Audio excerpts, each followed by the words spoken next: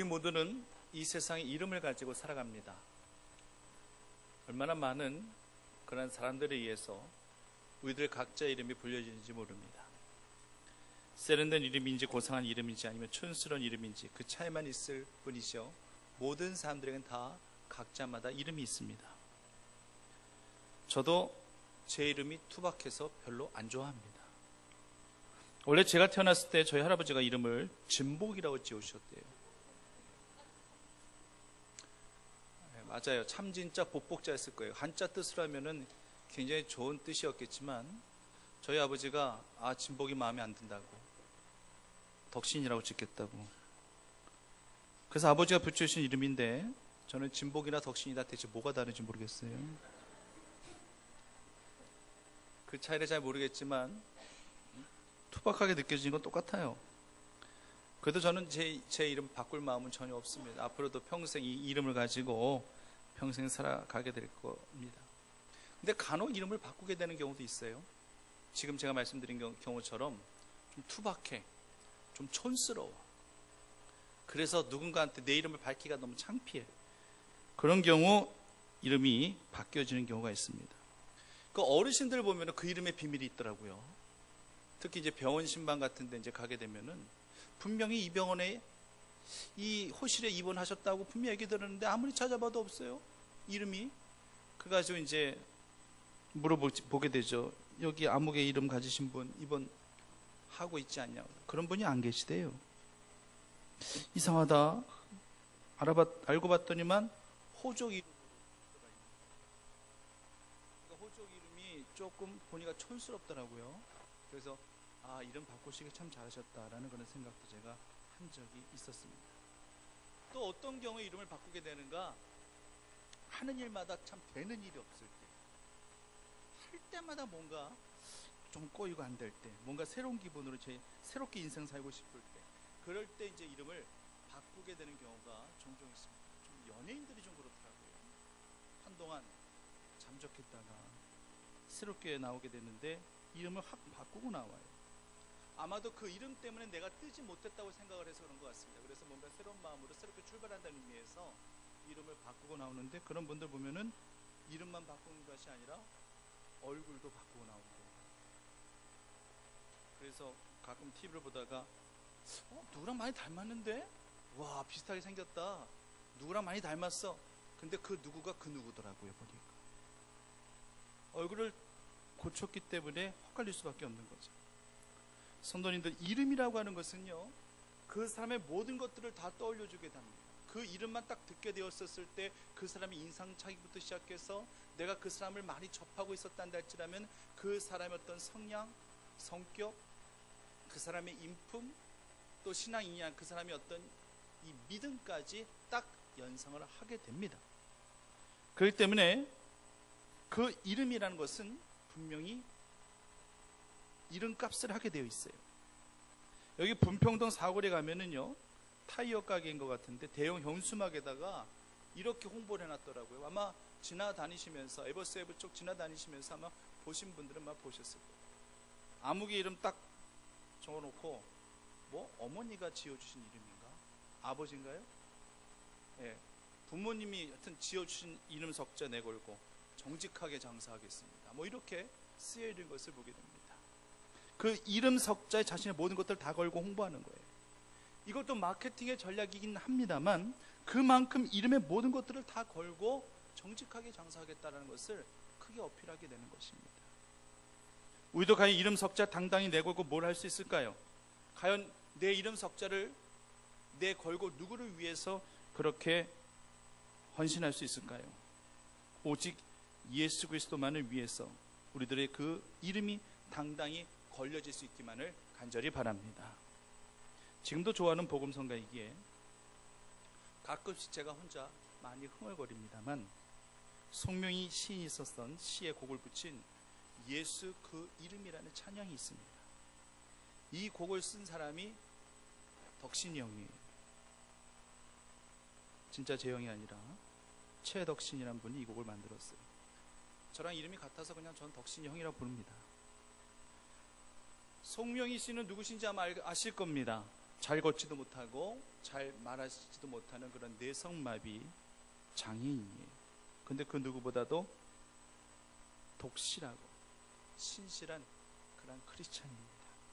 그녀의 시를 읽고 있노라 한다 할지라면 가슴이 먹먹해지고 가슴에 울림이 생기죠. 그래서 곡을 붙여 예수 그 이름이라는 이러한 노래가 나오게 됩니다. 잠깐만 몇 소절만 한번 들어보시죠.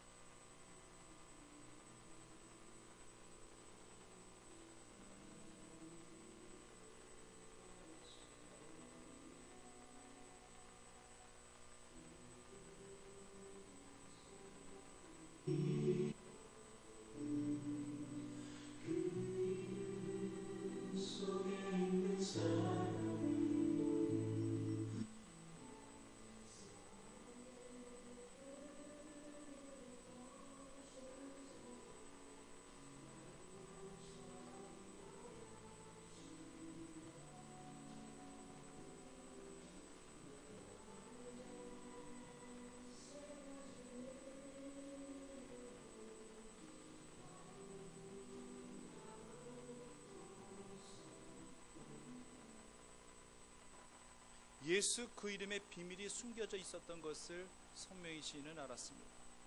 예수 그 이름의 능력이 있었던 것을 성명의 시인은 알았습니다. 사람들은 그 예수 그리스도 그 이름의 비밀을 알지 못하고 그 이름의 능력을 깨닫지 못해서 마치 건축자의 버린 돌과 같이 그렇게 초계같이 예수 그리스도를 다 버려버렸지만, 그러나 그 예수님께서는 또 그러한 그들을 위해서, 우리들을 위해서 모퉁이 돌이 되어 주셨고, 그래서 그녀는 고백합니다. 나에게 있어서 예수님은 버린 돌이 아니라 나에게 있어서는 보배이며 보석입니다.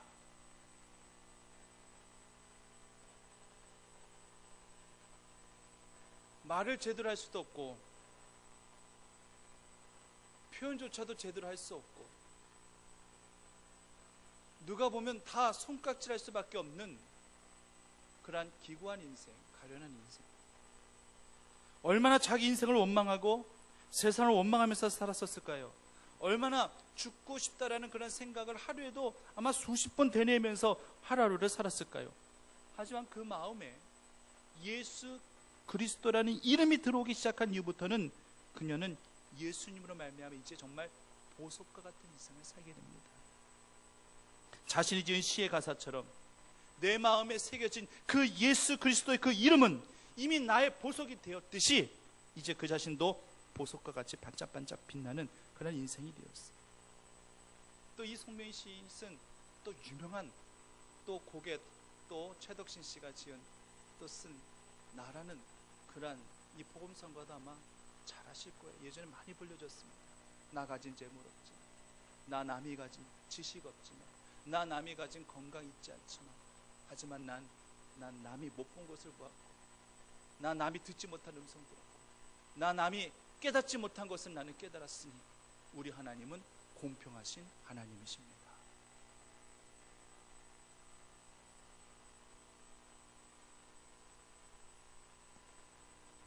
어떻게 이런 노래의 가사를 쓰고 그렇게 이 찬양을 부를 수 있을까? 그 이름의 비밀과 그 이름의 능력을 알고 있었기 때문에 가능했던 것입니다. 성도님도 한번 여쭤보겠습니다.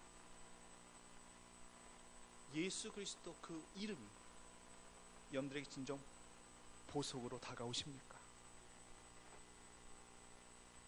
참 보배 되신 예수 그리스도, 그분이 정말 여러분 안에서 보석과 같이 존귀한 자로 그렇게 여김받고 계십니까? 보석은요 그냥 내버려 두면 보석이 아니에요. 보석은요 항상 세공을 잘해야 됩니다. 내 안에 예수 그리스도 그 이름이 보배로 다가오셨다, 내가 그 예수 그리스도를 내가 소유했단다 할지라면은 이 예수 그리스도를 내 믿음과 신앙으로 잘 세공시켜 드려야 됩니다. 그래야지 더욱더 그 가치를 빛낼 수가 있다고 합니다. 문희곤 목사가 쓴 하나님의 이름이라는 책에 아주 인상 그 구절이 있어서 이런 구절이 있더라고요. 하나님은 이름값을 하신다. 근데 조금 너무나도 당연한 이야기지만 이름값이라고 칭하니까 하나님을 약간 모욕하는 듯한 그런 느낌도 들긴 합니다만은 맞지요. 하나님의 그 이름에 늘 권세가 있으셨고 하나님 그 이름으로 모든 것들을 다 행하셨기 때문에 당연히 우리 인간의 관점에서 이름값을 하시는 분이죠. 그래서 성경을 적어 내려갔던 성경의 저자들도요, 하나님이라는, 여호와라는 이란 단어를 적기 전에 그들은 항상 몸과 마음을 깨끗이 씻었습니다. 물로 깨끗이 씻고 하나님이라는 단어를 히브리어로 엘로힘이나 야훼나 아도나이 같은 이 히브리어 단어를 적었다라는 거예요. 뭐 이렇게까지 해야 될 필요가 있겠는가 싶으시겠지만 이스라엘 백성들에게 하나님의 한 분이 어떤 분인가, 감히 그 이름을 부르는 것 자체만으로 그들에게 영광스러운 일이었고 그 거룩한 이름을 적어내는 것 자체만 해도 그들은 정말 감동스럽기 때문에 그 거룩하신 하나님 그 이름 앞에 순전해지고 싶은 저들의 마음이 그대로 반영되어졌던 것입니다. 예수 그리스도 그 이름에 능력이 있습니다. 오늘 본문에서 저희들에게 분명하게 그 이름의 능력에 대해서 말씀하고 계십니다. 다른 이로서는 구원을 얻을 수 없나니 천하 구원을 얻을 만한 다른 이름을 우리에게 주신 일이 없음이니라. 그 이름의 능력이 있다라고 하는 것입니다. 이 선포는 베드로가 한 선포예요. 대제사장 및 사두개인과 그 모든 장로들과 서기관들, 관리들이 다 모여있는 공회 앞에서 베드로가 지금 이렇게 담대하게 지금 선포하고 있는 겁니다. 지금 베드로는요, 신문당하기 위해서 끌려온 거예요. 취조당하기 위해서 끌려온 거예요. 이 자리가 좀 어떤 자리인지 아십니까? 한마디로 네가 뭔데 예수의 이름으로 네가 능력을 행해? 네가 뭔데 네가 예수의 이름을 말하면서 또 네가 뭔데 죽은 자의 부활을 네가 말하는 건데 하면서 지금 따져 묻고 신문당하기 위해서, 취조당하기 위해서 지금 베드로가 끌려와 있는 겁니다. 한마디로 트집 잡고 싶은 거죠. 사실 베드로가 예수 그리스도 예수를 얘기한다라고 하는 거 어떻게 보면 좀 낯설게 느껴지고 거리감 있게 느껴질 수 있어요. 왜냐하면 아시다시피 닭 울기 전 3번 예수님을 부인하고 저주했었던 인물이 바로 베드로였기 때문에. 당신 예수라는 자와 같이 있었지 않습니까? 당신 예수님이란 그분 제자잖아요. 내가 같이 있는 거 봤어요. 여인들에 의해서 이렇게 조롱당하듯 이런 질문을 받았었을 때에 베드로가 그거 신하지 못했어요. 인정하지 못했어요. 아니요, 나 그 사람 모르. 나 예수라는 사람 모르. 아니, 난 예수라는 사람, 나는 저주까지 한 사람이요. 이런 식으로 그렇게 그 상을 모면했어요. 베드로는 이때까지 예수 그리스도 그 이름의 능력을 알지 못했던 사람이에요. 3년 동안 예수님 따라다녔으면 뭐합니까? 예수 그리스도 그 이름의 비밀도 알지 못하고 그 이름의 능력도 알지 못했던 그런 베드로. 이제는 정말 누가 예수님의 예자만 꺼내도 정말 가슴이 아릴 거예요. 그 예수 그리스도, 그 예수님을 내가 3년간 따라다녔으면서도 예수님이란 그 단어 앞에, 예수님이란 그 이름 앞에 정말로 절망하며 통회하며 자복하는 내 자신의 모습, 그저 숨고 싶고 그런 마음밖에 들지 않았을 것입니다. 근데 이제는 아니에요. 이제는 더 이상 예수의 이름을 내가 듣는다 할지라도 숨을 이유가 없습니다. 이제 예수 이름, 그 이름만 불러도 이제 나에게 능력이 됩니다.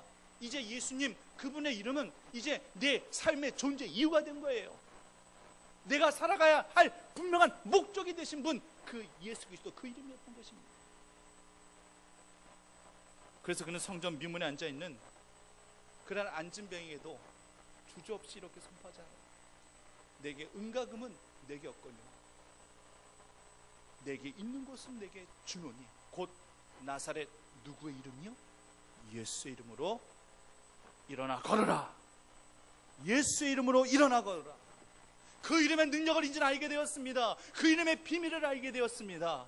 이제는 단호하게 담대하게 이제 선포할 수 있게 되어진 것이었어요. 예수의 이름의 능력이 있음을 알고 있던 베드로가 이젠 그 어떤 두려움도 발견할 수가 없어요. 이전에는요, 그저 여인들 앞에서조차도 숨고 싶었고 예수 이름만 들어도 벌벌 떨며 부인하고 저주했던 그예요. 그 이름의 비밀도 몰랐고 능력도 몰랐던 그였기 때문에 성경에서는요, 여종들 앞에서조차 그렇게 두려워하면서 예수님을 부인했던 그런 베드로였어요. 그러나 이젠 아닙니다. 예수 이름 없으면 사람이조차 없는 베드로. 지금은요, 여종들 앞에서가 아니라 절대적인 그때 당시에 권력을 갖고 있었던 대제사장 안나스, 가야바 앞에서도 주눅 들지 않아요. 당장 내 목에 칼이 들어와도 예수님 부인을 절대 못합니다. 시인할 겁니다. 그래서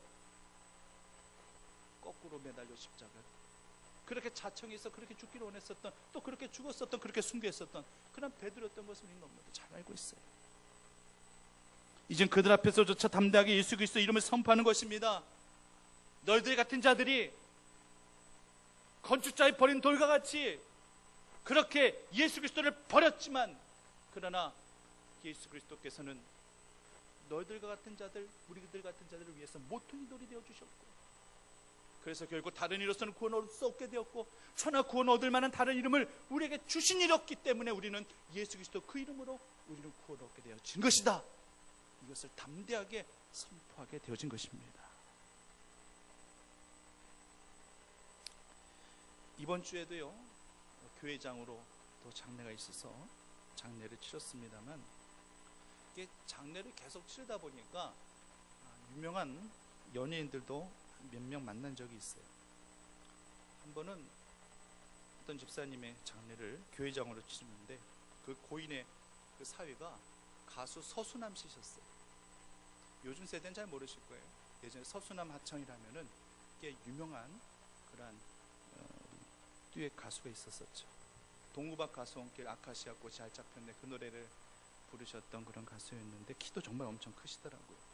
목사라고 깍듯하게 예의를 갖춰주시면서 대접해 주시는데, 역시 장로님은 장로님이시구나 하는 생각을 했었습니다. 또 한 번은 장례를 또 치르고 나니까 누군가가 뒤에서 목사님 하면서 인사하길래 누군가 봤더니만 개그맨 신동엽 씨가 와 있더라고요. 이게 어쩐 일이냐고 했더니만 고인되는 분이 이모 할아버지시라고. 그래서 여기까지 오게 되었더라고요. 그래서 악수 한번 하고요. 다른 집사님들은 또 그 와중에도 또 사인 받으려고 종이 쪽지를 내미는데, 장례식장에서 별로 은혜는 안 되더라고요. 그래도 다 일일이 해주더라고요. 그래도 제 기억에 강렬하게 남는 장례는 한 10년 전쯤 된 것 같습니다. 교회장으로 치러드리고 역시 매장하기 위해서 이제 선산에 딱 내렸는데, 내리자마자 깜짝 놀랐어요. 선산 주변을 둘러싸고 있는 한 40명에서 한 50명 정도 되는, 머리를 빡빡 밀고 검은 양복을 딱 입고 있는 그런 어깨들이 쫙 보여지는 거예요. 그래서 순간 멈칫했습니다. 내가 지금 어디에 온 거지? 대충 이 사람들이 어떤 사람들이 짐작이 가시죠? 알고 봤더니만 상주 되시는 분이 주목 좀 쓰시는 보스였어요. 그쪽 계통의 보스였어요. 어쩐지 포스가 좀 남다르다는 생각을 했었는데, 이런 분인 줄은 저도 몰랐어요. 순간 위압감이 들었지만, 그렇다고 제가 뭐 기죽을 게 뭐가 있어요. 그래서 교인들과 함께 그 선산에 오르는데, 그 보스 되시는 그 상주분이 그 일명 깍두기라고 부르는 그 밑에 부하들에게 이렇게 딱 말하더라고요. 얘들아, 목사님시다. 정중하게 인사드려. 순간 괜찮습니다 했는데도, 아닙니다 목사님, 인사 받으셔야 됩니다. 인사드리라 얘들아. 그랬더니 목사님 안녕하십니까.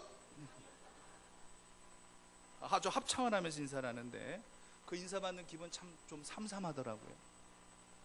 저희 예배도 40명 50명 조직 그쪽 사람들에게 90도 인사받은 사람이에요. 제가 그들 앞에서 주눅들 게 뭐가 있겠어요. 베드로는 공에 잡혀서 총독과 대제사장들, 당시에 최고 권력 갖고 있는 그런 사람들 앞에서도 그렇게 당당하게 예수 이름을 선포하고 능력을 전했는데, 저 역시 그들을 뭘 두려워하겠습니까? 저 담대하게, 그땐 더욱더 담대하게 예수 이름을 선포했습니다. 부활하신 또 부활의 주님 예수 그리스도를 더 담대하게 선포하게 되더라고요. 그들은 정말 흐트러짐 없이 정자세로 말씀을 경청합니다. 예수의 이름에, 그 이름의 그 능력에 압도되어 흐트러짐 없이 말씀을 듣고 있는 건지, 아니면 보스가 지켜보고 있어서 그런 건지 잘 모르겠지만 그 자세 하나만큼은 정말 마음에 들더라고요. 성도님들 꼭 기억하십시오. 예수 그 이름, 예수 그리스도 그 이름은 우리가 삶을 마감하면 그 순간까지 불러야 할 이름이 되어야 될 줄 분명히 믿습니다. 그 이름에 능력이 있고 그 이름에 건세가 있는데 어찌 우리가 그 이름을 외면하면서 우리가 살아갈 수 있겠습니까? 예수의 이름만 들어도 가슴이 쿵쾅쿵쾅 뛰어야 되지 않겠습니까? 예수의 이름만 내가 외쳐도, 예수 이름만 내가 들어도 울림이 있어야 되지 않겠습니까? 떨림이 있어야 되지 않겠습니까?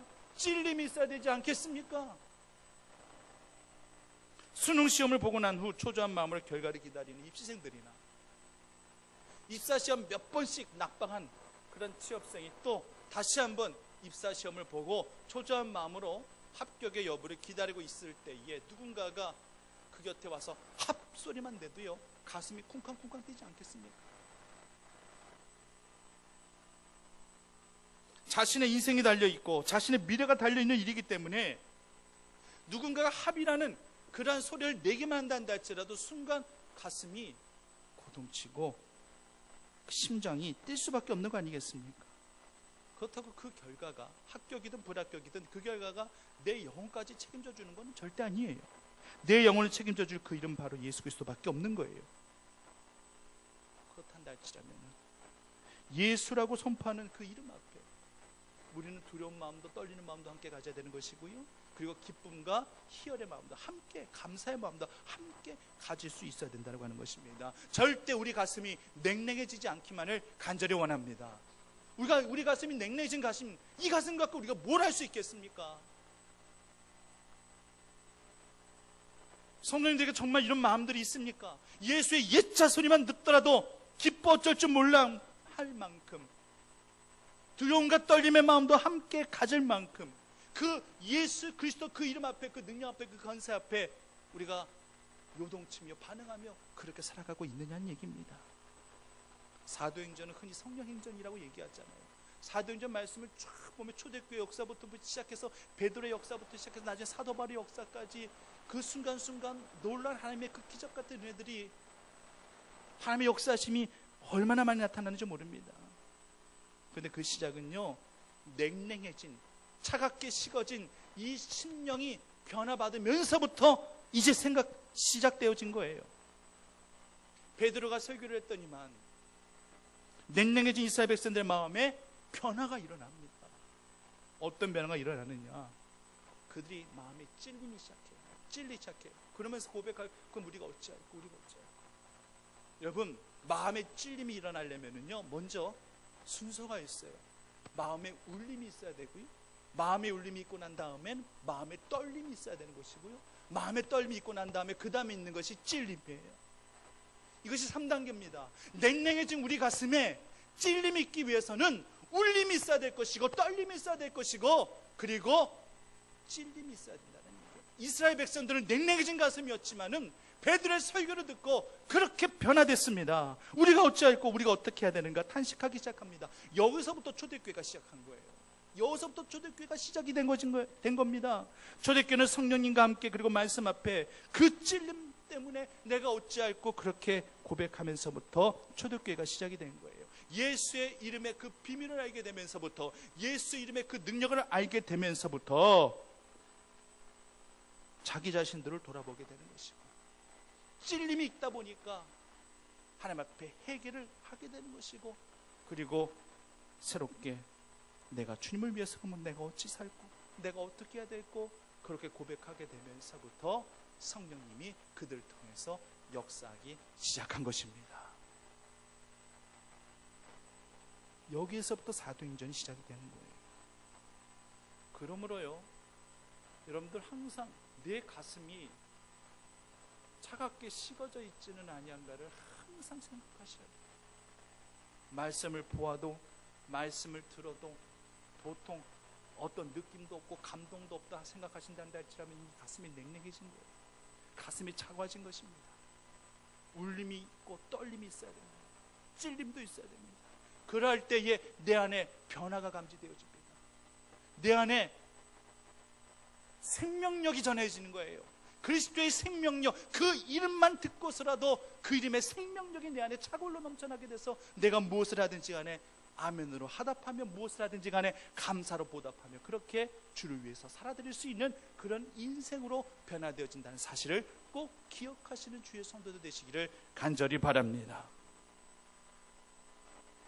성형외과 같은 데 가면은 비포 앤 애프터, 그 수술하기 이전과 수술 이후의 사진을 함께 보여준다고 하죠. 수술받기 이전에 사진을 딱 찍어놓고 수술받기 이전에는 이랬었습니다. 근데 수술받고 난 이후에는 자 이렇게 변했습니다. 이렇게 변했죠. 이렇게 여기 고치고 여기 이렇게 수정해가지고 이렇게 된 겁니다. 아주 자세하게 의사들이 설명을 해준다고 하죠. 의사가 칼을 대면은요, 칼을 대기 전과 칼을 대고 난 이유가 확 달라지게 되어져 있어요. 우리가 CT 촬영을 하고 MRI를 찍습니다.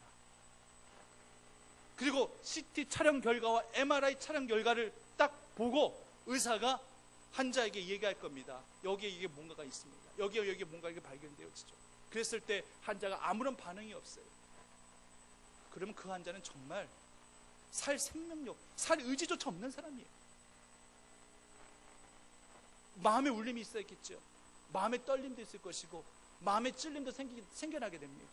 아, 내가 그동안 건강관리 제대로 하지 못했고 이런 상황이 발견됐구나. 아, 그럼 이제 이로부터라도 내가 이것을 회복하기 위해서 내가 열심히 내가 처방전에 따라서 열심히 내가 그렇게 살아야 되겠구나.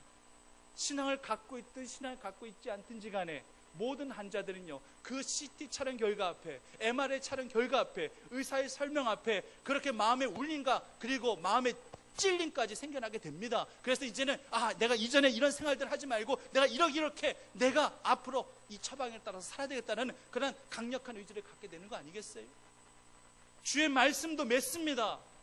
하나님의 말씀은 살았고 운동력이 있어서 자외 날성 검과 예량 검과 우리의 모든 혼과 간절과 골수를 쪼개고도 남음 있는 말씀이 성령님의 말씀, 하나님의 말씀인지 믿으시길 바랍니다.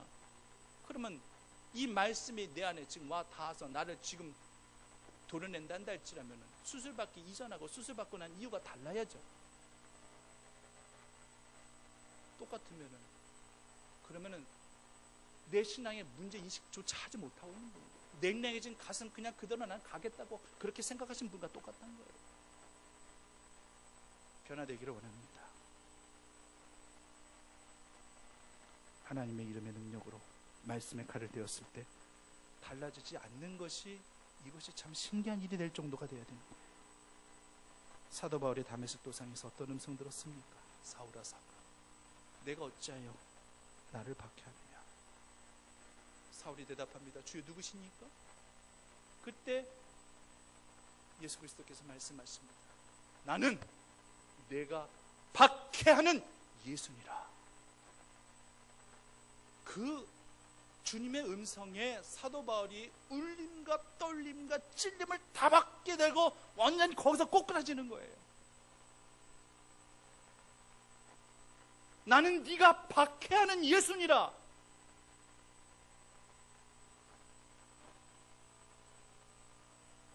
예수 이름을 그때 처음 듣게 되는데, 근데 나로 인해서 박해당하는 예수이셨어요.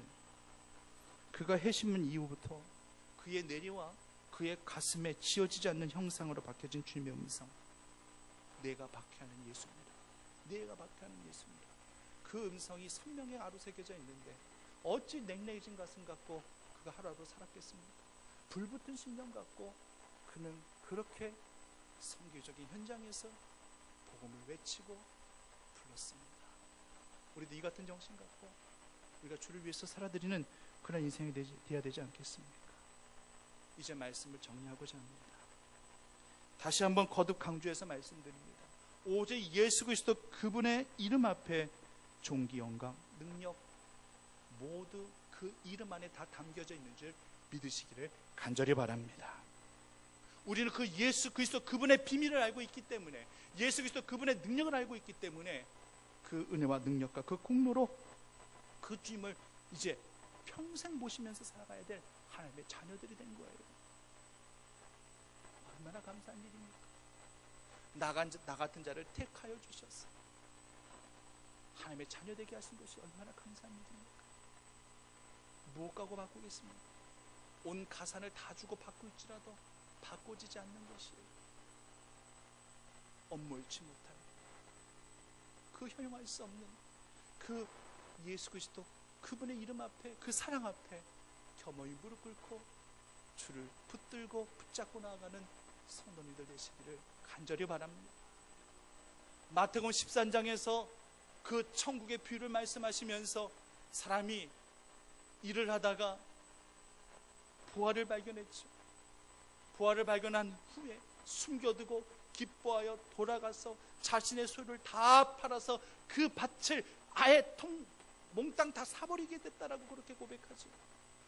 예수 그리스도라는 참 부와 보배, 이거는 무엇으로도 대체할 수 없고 무엇으로도 교환이 불가능하고 무엇과도 견줄 수도 없는 절대적인 분이시, 나를 구원시켜 주실 그 예수 그리스도, 그분을 내가 발견했다는 할지라면 그분을 위해서 나의 모든 것들을 다 내어드린다는 할지라도 아깝지 않을 그 헌신과 충성으로 주님을 위해서 평생 주님을 높이며 살아가시는 그 이름 예수, 그 이름 예수, 그 예수 그리스도를 위해서 더욱더 살아가시는 믿음의 종들 다 되시기를 간절히 축원합니다. 살아역사하신 아버지 하나님, 그 이름의 비밀을 우리가 알고 있습니다. 그 이름의 능력을 우리가 알고 있습니다. 이제 예수님 떠나서는 살아갈 수 없는 존재가 되었습니다. 다른 이로서는 구원을 얻을 수 없나니 천하 구원을 얻을 만한 다른 이름을 우리에게 주신 일 없습니다. 베드로가 담대하게 선포했고 우리들 모두에게 선포하신 말씀이고, 이젠 또 우리가 세상 나아가서 이 복음을 선포해야 될 것입니다. 하나님, 복음의 능력, 복음의 참맛을 깨닫고 살아가는 저희들 되게 하시고, 그 이름에 울림이 있게 하시고, 그 이름에 떨림이 있게 인도하여 주시옵시고, 그 이름에 찔림이 있게 인도하여 주시어서 우리의 모든 냉랭해진 그 모든 가슴들, 묵은 땅이 다 기경되어지듯 다 기경되어지게 하여 주시어서 이젠 예수님의 옛자 소리만 들어도 우리가 그대로 반응해 나갈 수 있는 깨어있는 살아있는 주의 자녀들 다 되어줄 수 있도록 인도하여 주시옵소서. 예수님의 이름으로 기도드립니다.